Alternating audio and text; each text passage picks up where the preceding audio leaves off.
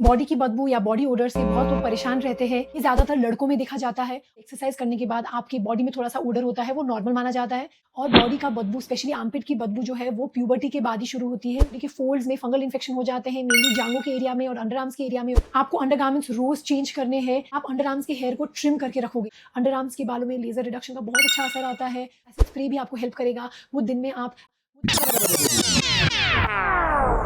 Body की बदबू या बॉडी ओडर से बहुत लोग परेशान रहते हैं। ये ज़्यादातर लड़कों में देखने को मिलता है। तो इस वीडियो में मैं आपको बताऊंगी कि बॉडी में क्यों ऐसे बदबू होती है, इसको हम कैसे कम कर सकते हैं, क्या ऐसी चीज़ें हैं जो आपको नहीं करनी चाहिए, क्या ऐसी चीज़ें हैं जो आपको करनी चाहिए, और फिर लास्ट में मैं आपको बताऊंगी कि इसको कैसे ट्रीट कर सकते हैं। चलो शुरू करते हैं। तो बॉडी ओडर या बॉडी से आने वाली बदबू क्यों होती है? पहले तो देखिए, माइल्ड जो स्मेल होती है बॉडी की वो नॉर्मल है। अगर आप ज़्यादा धूप में घूमने के बाद, एक्सरसाइज करने के बाद आपकी बॉडी में थोड़ा-सा ओडर होता है, वो नॉर्मल माना जाता है, जो थोड़ी देर के बाद जब आप नहाते हो तो वो चला जाएगा। लेकिन बहुत सारे लोगों को बॉडी ओडर ऐसी होती है जो बिल्कुल भी नहीं जाती है और बहुत ज़्यादा वो उनको परेशान करती है, उनकी सोशल इंटरैक्शंस में परेशानी होती है, उनकी सेल्फ एस्टीम को वो हार्म करती है। तो ऐसे केसेज़ में फिर हमें उनको ट्रीट करनी पड़ेगी। ये ज़्यादातर लड़कों में देखा जाता है। और बॉडी का बदबू स्पेशली आर्मपिट की बदबू जो है वो प्यूबर्टी के बाद ही शुरू होती है, मतलब कि 12-13 के साल के बाद ही ये ज़्यादा देखने को मिलता है। उससे पहले आपको बॉडी में इतनी ओडर नहीं होती। तो अब समझें कि बॉडी में क्यों ओडर होती है। एक तो होता है ज़्यादा स्वेटिंग की वजह से, और सेकंड होता है बैक्टीरिया की और फंगस की ओवरग्रोथ की वजह से। बॉडी के बदबू के लिए मेनली 2 एरियाज़ होते हैं जिसको आपको सही से केयर करना है। एक होता है अंडरआर्म्स की एरिया और एक होता है पैर। ओके, तो ये दोनों एरिया की वजह से आपकी बॉडी में बदबू हो सकती है। तो कारण क्या है? पहले तो एक टाइप का ऑयल बनता है, सीबम बनता है हमारे अंडरआर्म्स के एरिया में, जिसमें ब्रेकडाउन होती है। जब ये ऑयल ब्रेकडाउन होती है और वहाँ पे जब बैक्टीरिया का ओवरग्रोथ होता है, और जब वो केराटिन जो ऊपर का हिस्से होता है स्किन का, वो भी शेड होती है। तो ये सब तीनों चीज़ें मिश्रण करके वहाँ पे ओडर पैदा करती है। ज़्यादा पसीना आने की वजह से भी बदबू आ सकती है। ऐसा देखा गया है कि जिन लोगों में ज़्यादा पसीना आता है उनमें ज़्यादा बॉडी से बदबू भी आती है। फिर होता है बैक्टीरियल ओवरग्रोथ। अगर आपको बहुत ज़्यादा स्वेटिंग है और आपकी बॉडी फोल्ड्स में ऐसे स्वेट जमती है, तो वहाँ पे बैक्टीरिया ग्रो करने की वजह से भी ये बदबू आती है। तो ये बैक्टीरिया यूजुअली होते हैं कॉर्नीबैक्टीरियम, स्टेफाइलोकोकस या क्यूटीबैक्टीरियम। प्रॉपर हाइजीन ना मेंटेन करने की वजह से भी बॉडी में बदबू आती है। तो आपको रोज़ नहाना है और रोज़ कपड़े चेंज करने हैं। ये आप कैसे बेहतर कर सकते हो, ये मैं आपको डिटेल में आगे समझाऊँगी। फिर होता है कि कुछ मेडिकेशंस खाने के बाद भी बदबू ज़्यादा बढ़ सकती है, जैसे कि पेनिसिलिन, ब्रोमाइड्स, या कुछ सप्लीमेंट्स खाने के बाद भी ऐसा पाया गया है कि बॉडी की ओडर और ख़राब हो रही है। कुछ ऐसे इन्फेक्शंस हैं जिसकी वजह से बॉडी में बदबू और ख़राब हो सकती है, जैसे कि इंटरट्रिगो, फिर एरिथ्राज़्मा या पिटेड केराटोलाइसिस। इंटरट्रिगो एक ऐसी कंडीशन है जहाँ पे बॉडी के फोल्ड्स में फंगल इन्फेक्शन हो जाते हैं, मेनली जांघों के एरिया में और अंडरआर्म्स के एरिया में और ब्रेस्ट के नीचे। और पिटेड केराटोलाइसिस एक ऐसी इन्फेक्शन है जहाँ पे सोल्स में ऐसे छोटे-छोटे छेद जैसे दिखते हैं, और ये एक बैक्टीरियल इन्फेक्शन की वजह से होता है।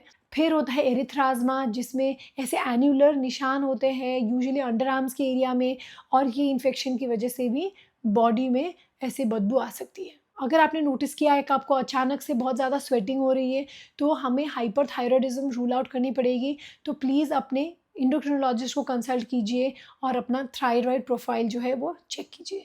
तो कौन सी एरियाज़ है जिसको आपको ज़्यादा केयर करनी पड़ेगी? जैसे मैंने पहले भी बताया, आपके अंडरआर्म्स के एरिया और फीट, और फिर कभी-कभी ये जनरलाइज़्ड भी हो सकती है, लेकिन स्कैल्प से भी कभी बदबू आ सकती है, तो स्कैल्प को भी क्लीन करना काफ़ी ज़रूरी हो जाता है। तो ऐसे क्या-क्या चीज़ें हैं जो आपको करनी चाहिए?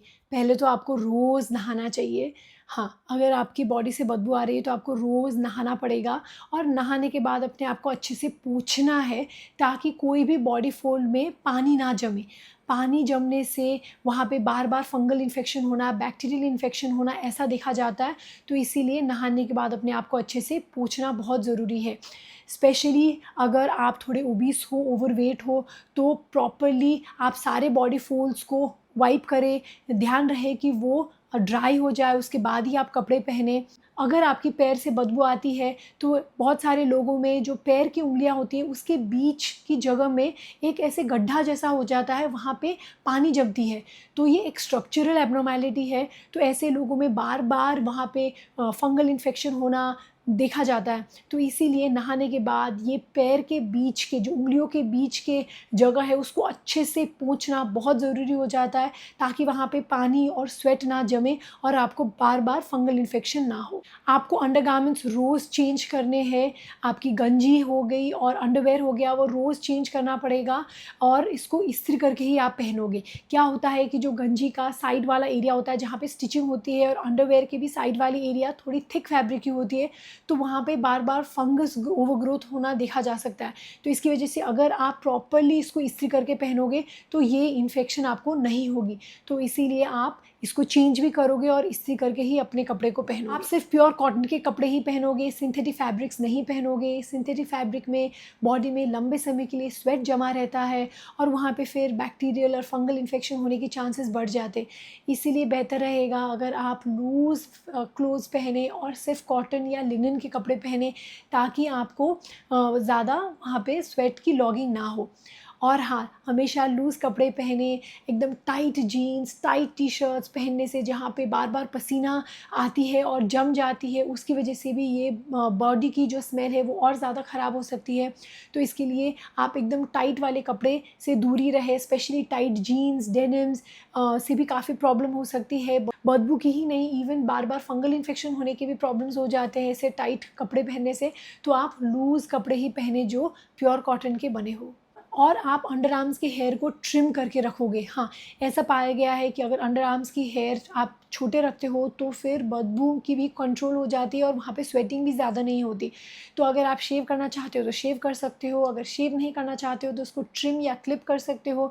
तो और यहाँ पे बाल हमेशा छोटे ही रखें। अब क्या ऐसी चीज़ें हैं जो आपको बिल्कुल नहीं करनी चाहिए? पहले तो एकदम वो स्ट्रॉन्ग स्मेल वाली डिओड्रेंट्स आपको यूज़ नहीं करनी है। वो सिर्फ थोड़े टाइम के लिए आपके जो बॉडी की बदबू है उसको कम करेगा, मास्क करेगा, लेकिन उसके बाद जब ये बॉडी का स्वेट की बदबू और वो डिओड्रेंट का स्मेल मिल जाता है तो और ज़्यादा ख़राब हो जाता है और ज़्यादा वो पंजेंट स्मेल करती है। तो आपको ज़्यादा स्ट्रॉन्ग डिओड्रेंट नहीं यूज़ करनी है। पहले तो मैंने जो सारे बताए हैं पहले के स्टेप्स वो सब फॉलो कीजिए और फिर कुछ माइल्ड डिओड्रेंट और रोल-ऑन्स यूज़ कीजिए जो आपके बॉडी ओडर को मास्क करे, लेकिन इतना ओवरपावर ना करे कि वो और ज़्यादा बदबूदार हो। तो ये समझना ज़रूरी है। और खाने में ऐसी कुछ चीज़ें हैं जो आपको अवॉइड करनी चाहिए, जैसे कि onion, garlic, curry powder, red meat और अल्कोहल। पाया गया है कि जो लोग ये ज़्यादा लेते हैं कंजम्पशन, उनमें ये बॉडी की जो स्मेल है वो और ख़राब हो सकती है। हमारे इंडियन सब कॉन्टिनेंट की कुकिंग में गार्लिक और अनियंस को कम्प्लीटली अवॉइड करना बहुत मुश्किल हो जाता है, क्योंकि वो मोस्ट ऑफ द खाने का बेस होता है। लेकिन आप इसकी मात्रा कम करें तो आपको ये जो स्मेल है उसमें भी सुधार मिलेगा।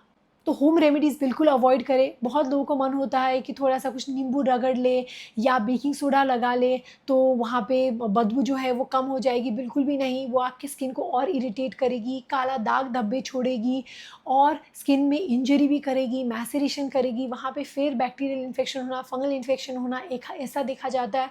तो ये अच्छा ही नहीं करता और ख़राब भी कर सकता है। तो प्लीज़ ये सब से आप दूर रहें। अब मैं बताऊँगी इसको कैसे ट्रीट करें। जब भी हम ट्रीटमेंट या मैनेजमेंट के बारे में बात करते हैं तो 2 हिस्सों में हमें इसको बाँटना पड़ेगा। पहले तो हम कैसे स्वेटिंग को कम करें और दूसरा हम कैसे वहाँ पे बैक्टीरियल ओवरग्रोथ को कम करें। स्वेटिंग को कम करने के लिए आप यूज़ कर सकते हो एंटीपर्स्पिरेंट रोल ऑन, जिसमें होते हैं एल्युमिनियम सॉल्ट्स। ये एल्युमिनियम सॉल्ट आपके स्वेट डक्ट को जाके प्लग कर देता है वो और स्वेटिंग को कम कर देती है। तो इसकी वजह से आपकी जो अंडर आर्म्स में ज़्यादा स्वेटिंग है वो भी कम होगी और बदबू भी कम होगी। तो आप हमेशा याद रहे कि उसमें एल्युमिनियम सॉल्ट्स हो। बहुत लोग ये कंप्लेन करते हैं कि जब भी वो एंटीपर्स्पिरेंट रोल ऑन यूज़ करते हैं तो उससे उनको अंडर आर्म्स में इचिंग होती है, इरिटेशन होती है, ड्राइनेस होती है, वहाँ पे लाल हो जाता है स्किन। तो ये इस इरिटेशन को कम करने के लिए आप क्या कर सकते हो, पहले तो आप ये एंटीपर्स्पिरेंट जो रोल ऑन है वो सिर्फ रात को ही यूज़ करें। यस, सिर्फ रात को यूज़ करें, क्योंकि रात में हमारा स्वेटिंग कम होती है तो ये प्लग्स प्रॉपरली फॉर्म होते हैं। आप दिन में इसको लगाओगे इतना ज़्यादा इफ़ेक्टिव नहीं होगा। और आप इसको एक दिन छोड़ के एक दिन भी यूज़ कर सकते हो। एक बार स्वेटिंग में कंट्रोल आ जाए तो आप इसको हफ्ते में 2 या 3 बार या सिर्फ हफ्ते में 1 बार भी यूज़ कर सकते हो। तो ऐसे धीरे धीरे आप इसकी फ्रीक्वेंसी कम करोगे तो आपको अंडर आर्म्स में इरिटेशन भी नहीं होगी। जिस रात को आप ये अंडर आर्म रोल ऑन लगा के सोओगे और नेक्स्ट डे आप एक थिन मॉइस्चराइज़र अपने अंडर आर्म्स में यूज़ कर सकते हो ताकि वहाँ पे स्किन ड्राई और इरिटेटेड ना हो। एक बहुत असरदार ट्रीटमेंट है एक्सेसिव स्वेटिंग को कम करने के लिए, वो है बोtulinum टॉक्सिन इंजेक्शन। येस, हमने बोटॉक्स के बारे में सोचा है रिंकल्स को कम करने में, लेकिन ये एक्चुअली स्वेटिंग को भी काफ़ी कम करता है। तो अंडर आर्म से अगर आपकी स्वेटिंग है, पाम्स और सोल्स में आपकी अगर बहुत ज़्यादा स्वेटिंग होती है तो वहाँ पे हम इंजेक्शंस लगा के उसको कम कर सकते हैं। इसका रिजल्ट यूजुअली 6 to 9 मंथ्स तक रहता है। फिर है hair removal procedures. Underarm से आप हेयर रिमूवल करा सकते हो, लेज़र करा के परमानेंटली बालों को निकाल सकते हो। इससे भी बदबू में काफ़ी कंट्रोल होगी।